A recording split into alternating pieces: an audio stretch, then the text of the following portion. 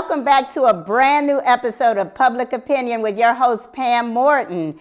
I am so excited to be in this location, in the studio. I know I've done a couple of shows from here, but this is a whole new look for me, and I am so very, very excited to start this show in my brand new space.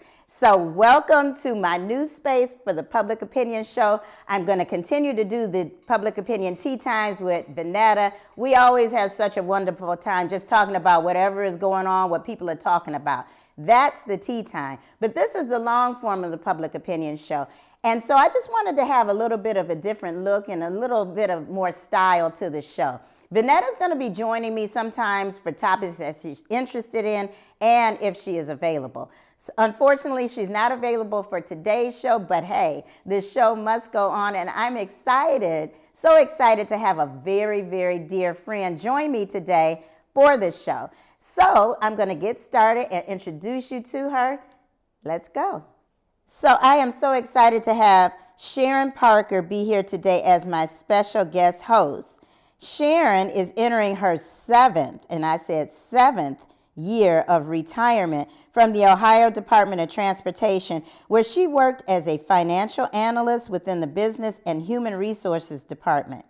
After taking a year off to rest and reflect, Sharon's passion for connecting with people has led her to return to work part-time as a sales associate for a neighborhood florist.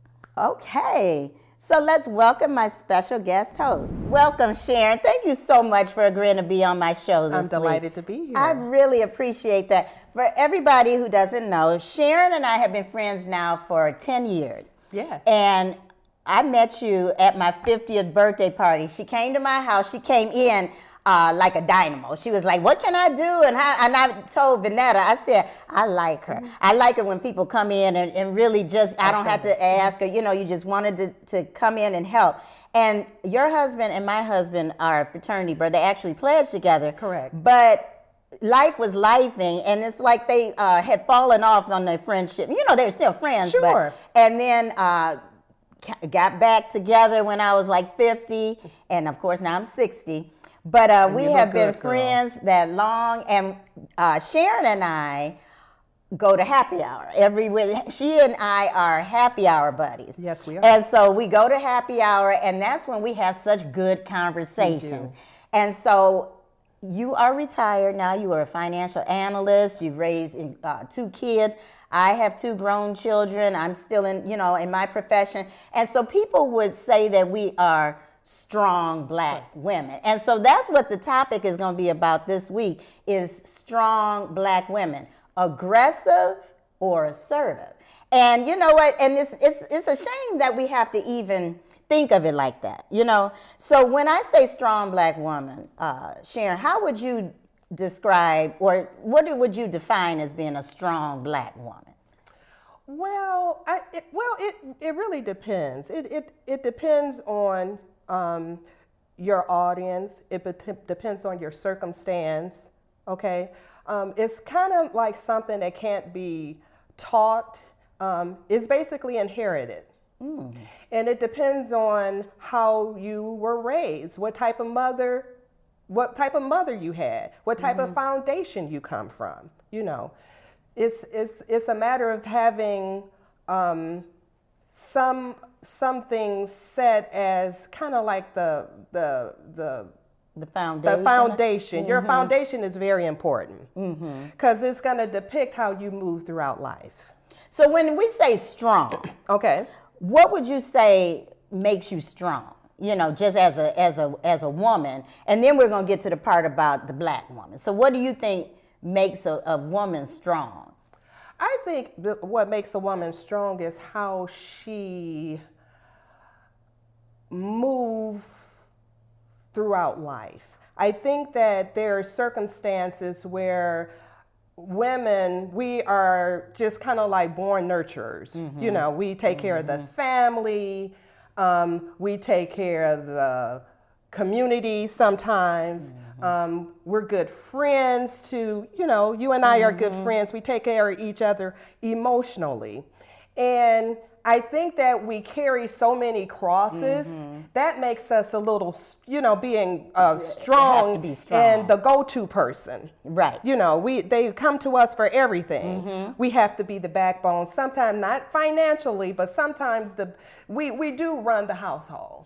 We do. Yeah. The household doesn't run effectively without a strong Okay. black woman. Right. So, it's almost like you're running a corporation or something. It is. And I think, first of all, I think that is across the board, whether you're black, white, or whatever. Absolutely. That's the strength of a woman. Absolutely. But then if you throw in the piece with the black woman, then now we're dealing with all of the issues of society, discrimination. Like you said, doing everything. You're running a household. You're raising kids, making sure that everything is done according to everything. Absolutely. Because I remember when I was, when the kids were little, I knew the number for the pediatrician. I knew, what time everything was supposed to take place. I was like the person to go to, like you said, that's you right. the go-to person. That's correct. So when you're throwing it in with a strong black woman, and then sometimes there's a stereotype that's associated with that. And that's why I want to talk about aggressive versus assertive. Because sometimes when people look at black women and they may have it in their mind, if you're a strong black woman, that means you're kind of aggressive, you're out there kind of loud maybe. So what do you think about that? Well, just on the note of being loud, you don't have to be loud to be heard. Sometimes your silence speaks volumes. Ooh, there you go. And we as black women, you almost have to choose when to be assertive and when to be aggressive. And there is a difference. And I think that it primarily depends on your audience and your environment. Right? If you're in a work setting, you want to be a little bit more assertive. Okay. Black women in general, is not something that is fully understood because there's no class on how to move and think. Yeah, exactly. It's not. We can't teach you how to be unique and, be in your own right and your own skin, and we're very territorial, and we're very protective to a certain degree, and we just we kind of use common sense to move about. And that's good. You're right. Sometimes it really boils down to common sense. Thank you. And when you have common sense, that's something that's not. It's not common. It's not common. It's not common. And that goes back to your foundation, because your parents would set you up, or you'd be in a certain environment or topic of conversation, or even in a situation, and they would say, well, common sense would tell you not to do it this way, or common sense would tell you, where's your common sense? Exactly. So it is something to embrace, but you just can't. It's no class on it. You can't. No, right. You mentioned about growing up and how you're taught. Yes. Because when I was growing up, my mother was very much into ladylikeness. Absolutely. Everything was like, you Oh, want to my make goodness. sure you're ladylike. Yes. You want to sit down, you cross your, Yes. all of these things, because people are watching you. All and the that's what she would be time. like. People are looking. You wanna always look like you had a good upbringing, or Absolutely. whatever. Class. Okay, class. And you're right. It depends on your environment. It depends does. on the situation you're in. And that's another reason I wanted to have this conversation, was because a lot of talk's been going on. A couple of weeks. Well, I don't even know if it's been a couple of weeks now. But the whole Fonnie Willis testimony, yes. and all of that. And I remember posting. I said, one of my posts, I said, I'm going to need her to calm down a little bit and relax, and maybe remove some of the attitude. Well, honey, I got so many people talking back to me from both sides. Some people were like, you know what, you're right. They didn't like the way she was presenting herself. Other people were like, honey, she came and did what she had to do, and she, she needed to come and say that because she had to be strong in this situation. Whereas I'm like, okay, but like you said, you had to know your audience, or read the room, or that type of thing. you know. You do, and your audience is very important. But another thing that I've learned throughout life and dealing with people, you have to have emotional intelligence. I like that. And emotional Girl, I like intelligence will definitely steer kind of like the narrative. You have to be able to read the room and know whom you're trying to deliver the message to. Right. Now, I can deliver the message. I just can't control how you receive it. Yeah. And that's very important, to be able to get your point across. And I try not to be offensive. I don't like to repeat myself though, Okay, but yes, you know, because I I don't think either. I can comprehend very well, and I speak a little fluently. So I do believe that once I say something, and sometimes it depends on how you receive it, is the way you try to respond to it. So you have to be able to use a level of emotional intelligence to be able to deliver the message. Now, again, I can't control on how you receive it, but I try to be as tactful as I can. And that's the thing. There's a way of always delivering your message Absolutely. and saying your point. And there's, I was talking to you before we came on about an incident. My daughter actually taught me she made me really do some self-reflection, because we were at a hotel and there was and see, this is how it is. I don't even remember what happened, but whatever happened that had to do with our room, it made me so angry that I went downstairs, to the front desk, and I was telling this, she might have been in her 20s, this poor young lady that was at the front desk, and I was just really telling her about this, and I was like, and this particular hotel should be ashamed of this, and all of this and that. I was going on. And then afterwards, Taylor was like, Mom, she said, that young lady is not going to remember anything about this conversation except for how you were coming at her, the attitude. She said, you were looking like that stereotypical angry black woman. And I said, you know what? I don't want to do that. I want to be assertive. Yes. I want to get my point across, but I do not want to come across like I'm, this angry person. And so from that point in time, I have taken on this mantra that I say a lot, and that's, you never want to lose the point of your protest in the presentation of your position. That's true. And that's because you don't ever want to be the one who's more in the wrong when you've been the one wrong. That's true. You know what I mean? Because that's all they're of gonna how hear. you came at somebody. And so that's why I was like saying what I said about Fonnie Willis and how she was presenting herself. And I'm like, yes, she is strong and she should be aggressive and she should be upset she's the one who is the prosecutor. But in that moment, she wasn't the prosecutor. She was somebody who was trying to defend herself. And I said, in so doing, you don't want to get so caught up in how you're defending yourself that you're not being actually defending your point.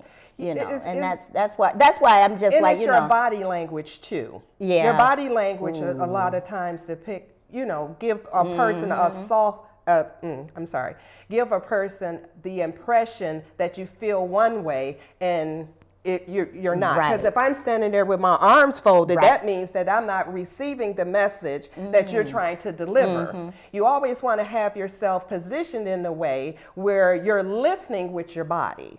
You're listening. like and that. When you finish, then Very good. Yes. listening with your body. Because if I'm and like Fannie, I think that with her, she really feel insulted because she's not on trial. And one thing don't have to do with the other. Stay focused and see that, going back to your point, they're off task.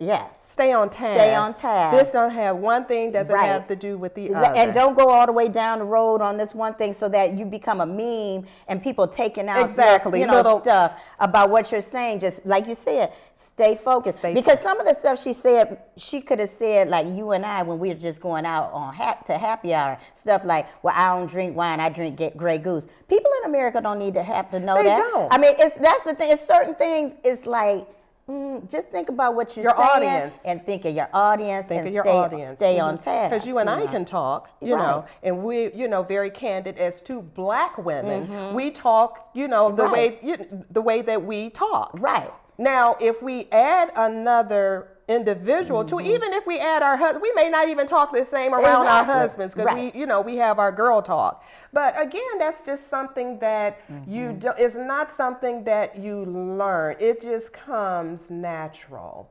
Right. You have a natural understanding. And that's the thing. And that's the thing. And I maybe it's fair, maybe it's not. But we do always have to be mindful. It's like we always have to kind of be mindful of our audience or our environment or our situation or what we're doing.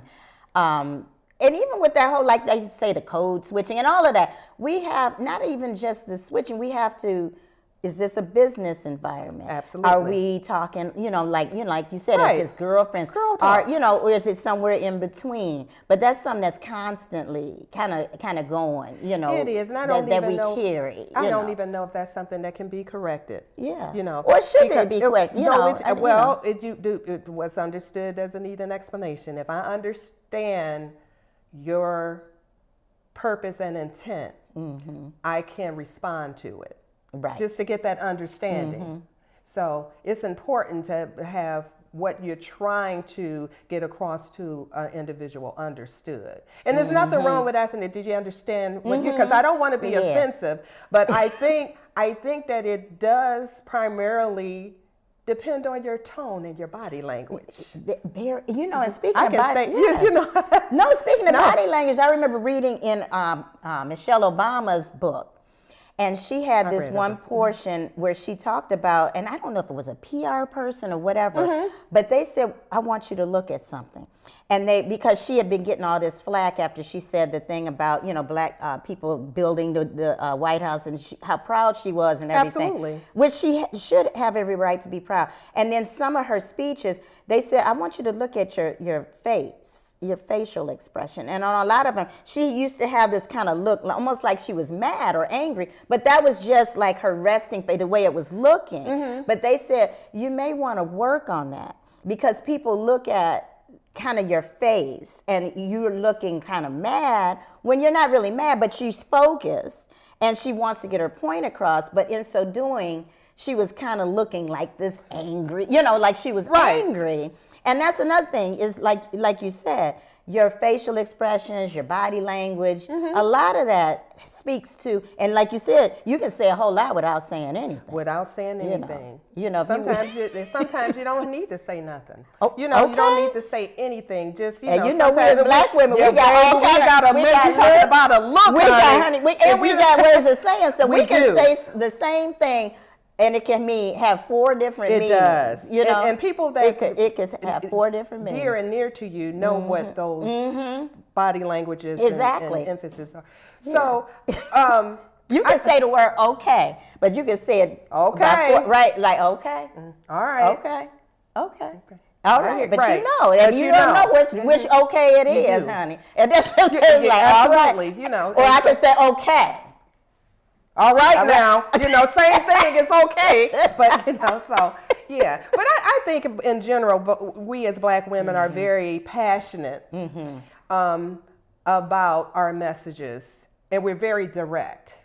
Yes, and I've been told that I am very, and which I actually hold that as a badge of honor. I pride myself in doing that, because that way I'm not repeating myself. And you're not going to be misunderstood because you are direct. It's not left to interpretation. That's true. I like that. It's not left to interpretation, because you knew exactly what I said about how I delivered it. Right. Yeah. But that's that assertiveness, and that's what I'm saying. So I think in that respect, you're being assertive. You're getting your point across. You're being direct. You're not leaving anything to interpretation. Whereas I think more aggression is the anger part. And a lot of times as black women, we have every right to be angry about a lot of things. We do. A lot. There's just a lot of misogynistic things going on all the time. Also, I think we find ourselves wanting to prove our intelligence a lot, because I think without saying things and doing things, sometimes you're perceived as maybe not having a whole lot of intelligence or education or whatever until we actually. And a case in point, my daughter had some surgery done. And I was asking the doctor who was doing the surgery to explain about, to me Yes. about the surgery. And he was very dismissive at first. He was like, well, it's, you can get the pamphlet in the front, explains all of that. And this is what I said to him. I said, well, when people are in my courtroom and they ask questions, I generally just answer the question. I don't refer them to the Ohio Revised Code. And, and why do I have to say that? Why did I have to pull that card? Why didn't he just feel the need to explain to me? After that, honey, let me just tell you, he was so kind. At the hospital, by the time I went there, he called me my little judge friend, my friend, all of this. It's like, why is One it of that those, I okay. had to do that? Seriously. Yeah. Why is it that you just could not have answered my question? Well, testing the waters. But that's what I'm saying. testing It's the like, waters. but it's like, I don't like to have to do that. But that's good that you have that card to pull. You do want to be educated enough to be taken seriously. Mm-hmm. My daughter was in the same predicament. She's a registered nurse and had just had a overnight stay. And they did some procedure on her. I'm not a clinician, so I can't recite it verbatim. But they did some procedure on her. And she asked, well, aren't you going to take the PCNGs first or, some type of test first? And they looked at her like, like, how you know that? How did you know Right. that, Or when they had given her some pain medication, she looked over, she said, you're pushing that too fast. Mm-hmm. You have to push it according to the body weight. So it's just amazing how some people interpret this as not really being, having more education extended upon general studies. So and that's the thing. It's like, and on the one hand, we want to like be we're simple kind of mindset. Right. It's almost like I have to prove myself All the first time. before you will accept. And so it's it's so much so that it's just become normal. You know what I mean? And a normalization type thing. And so I have read some studies where they actually have said it's a syndrome, strong black woman syndrome, and it can actually cause a lot of mental health issues behind it, because you're almost caught up in always wanting to one, juggle everything and do everything. Yes. And this drive to succeed. Absolutely. Coupled with needing to just have emotional space and to not be so strong. You know what I mean? Right. And to not be viewed as weak, but just that, look, I just need a break. I just can't, I don't feel like doing everything. Can I do everything? Yes. I'm like, we're great multitaskers. Absolutely, we but are. sometimes it's like, I don't feel like multitasking. I don't feel like doing anything. You know what I mean? I don't want to do nothing. And then you and I have husbands paired to the both of us that we can kind of like pass that torch off to. Like, I don't, especially raising, both of our children are grown and out the house. We're empty nesters. And we can pass the torch. You don't have to cook every day. And we've gotten to the point where we go out a lot. Oh my goodness. I only cook once a week now. If that, I try to do it on Sundays. I cook on Sunday. Right. I cook You feel bad if you don't have that Sunday. On Sunday. For leftover Monday. On Monday. And on Tuesday is our date night. Wednesday we go. You and I go, yeah. Thursday it's is a just routine. Like whatever. It's a and then by the routine. time Friday comes, it's date night again and everything. And but, it is. oh my goodness. But it's so good to be in a space and a place is. where you can enjoy the fruits of your labor, because we go through a lot. We do. We juggle a lot. But it's important. It's very. Like I said, it's important to have your good girlfriends like you are, and I appreciate you as well. Absolutely. So thank you. This has been a great talk. It has. It's been such a good talk that I think I'm going to do a part 2. Okay. Because I was telling a lot of women about this show. Yes. And they were like, I want to be on the show, but I got to do this, or I can't do that, but please let me know if you do it again. So I'm thinking I'm going to do a part 2 where we have an actual, panel of women, and we're going to talk about this again. But this was wonderful. It was very wonderful. Yes. Thank you. But thank you for inviting me. Oh my God, I loved that conversation. I definitely had to have a part 2. There's so many more layers, so many more things that I just didn't even get to, that I just not thought of, that I really want to talk about. But that was a great conversation. If you enjoy watching this, or if you enjoy following the Tea Times, continue to follow us on Facebook as well as YouTube. And if you cannot watch the show, listen on the go wherever you get your podcast. But this was a great show. Looking forward to part 2 of it. Follow us next time. See you later for another episode of Public Opinion. Bye-bye.